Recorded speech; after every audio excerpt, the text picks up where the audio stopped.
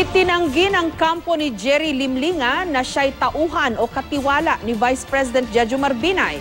Kabilang si Limlingan sa mga pinapaaresto ng Senate Blue Ribbon Subcommittee dahil sa hindi pagdalo nito sa mga pagdinig kaugnay ng mga dimanoy maanumalya o mga anomalya sa lungsod ng Makati. Sa isang pahayag, iginiit ng kanyang abogado na si Attorney Grace Reyes na isang negosyante at finance expert si Jerry Limlingan.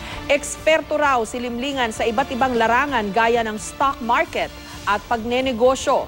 Lumutang din kamakailan ang pangalan ng kapatid niyang si Victor Limlingan nang ipa-freeze ng Court of Appeals ang mga bank account ng Vice-Presidente at ilang kaanak nito, pati ng mga taong di manoy konektado sa kanya. Pero totoo raw na matagal nang kakilala ni Limlingan at ng kanyang kapatid na si Victor, si Binay, bilang abogado mula pa noong dekada 70. Patuloy pa ring hinahanap si Jerry Limlingan.